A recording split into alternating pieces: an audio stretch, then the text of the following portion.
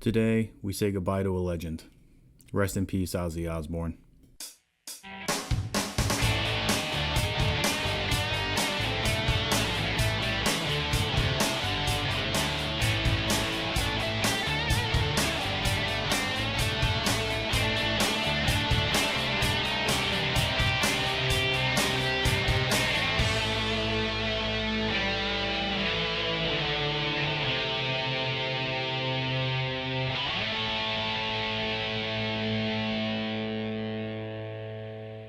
Hey everybody, welcome back to the show. I wish I was coming to you with a different kind of video today, but sadly it's been confirmed that Ozzy Osbourne has passed away at the age of 76. Today is July 22nd, 2025.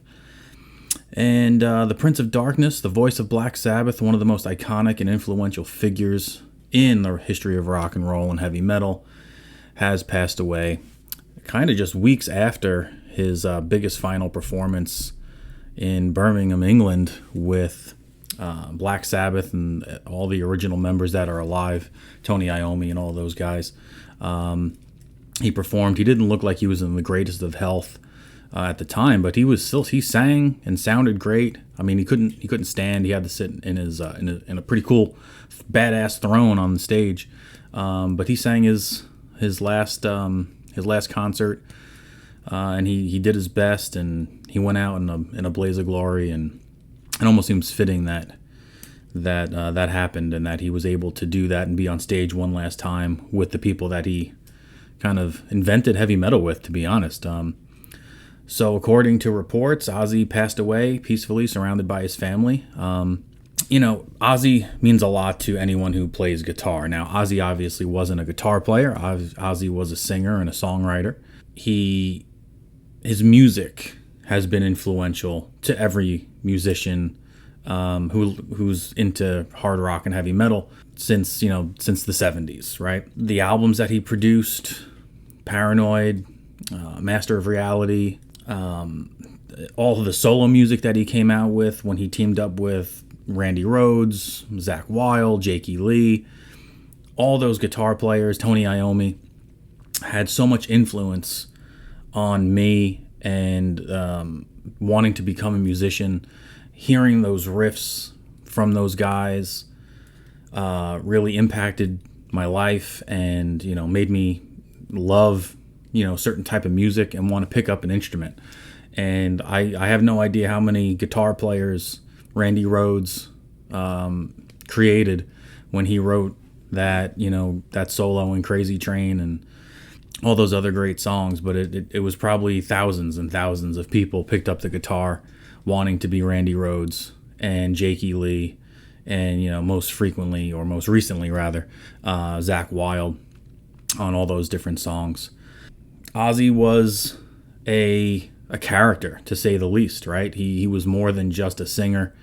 He was a presence on stage. He did outrageous things. He lived an outrageous lifestyle.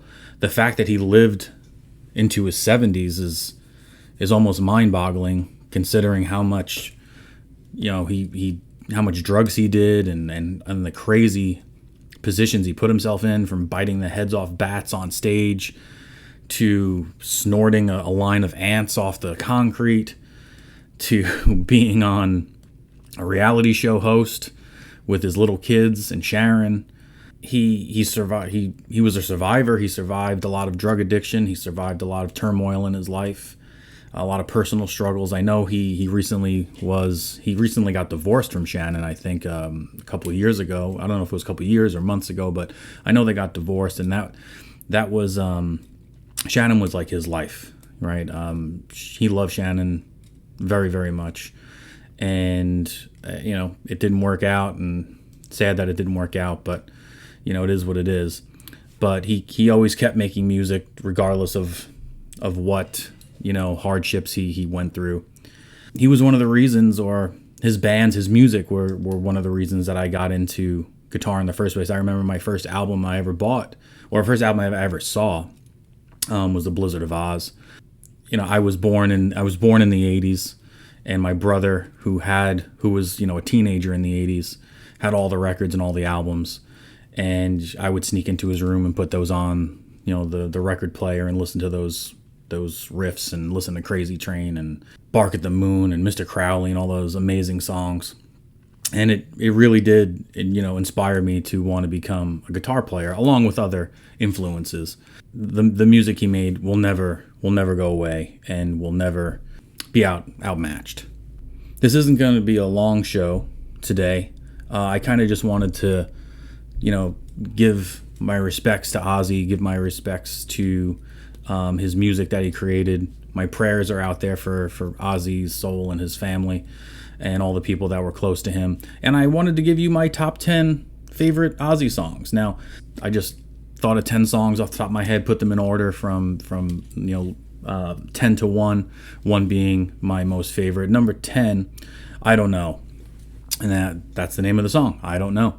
It's the opening track off the Blizzard of Oz album, and it really sets a tone for what Ozzy was going to do in his solo career. I love that song. Number 9 was a song that I played in my band in New York, and it was Children of the Grave, and that is a Black Sabbath song. And that was a song that I've never heard before. My drummer, John, asked the band to learn it and to play it. And it wasn't an easy song to learn and play. I mean, I know a lot of people think Iommi is a kind of a simple guitarist, but there's lots of breaks and changes and beat patterns that change in that song. And it's a really cool, dark, deep song. So that's number 9 on my list. Number 8 is a song from the 90s. So this is when, I was coming into my, teenage years, and that is Mama, I'm Coming Home. I remember that song on the radio all the time. I remember putting in one of those TDK cassette tapes, waiting for that song to come on the radio so I can hit record and I can have that song and take it around with me in my Walkman and stuff like that.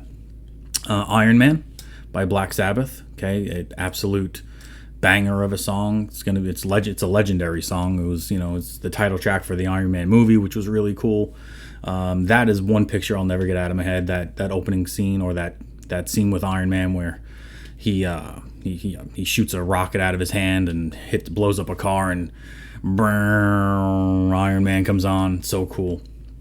Then we get into more of the 80s stuff. Actually, this is a 90s song too. I'm surprised that was a 90s song too. But No More Tears.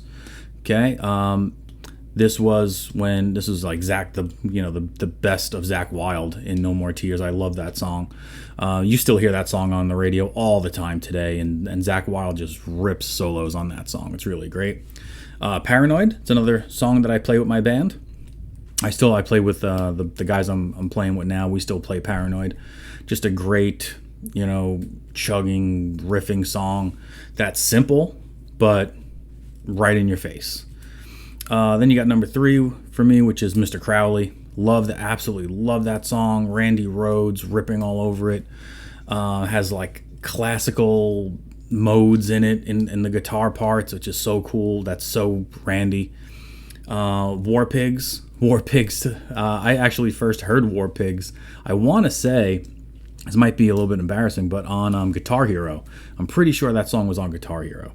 And that might have been the first place I heard War Pigs, another one of those heavy metal anthems that helped define the heavy metal genre back in the 70s. And number 1, of course, is going to be Crazy Train. It's the most iconic riff probably in all of heavy metal.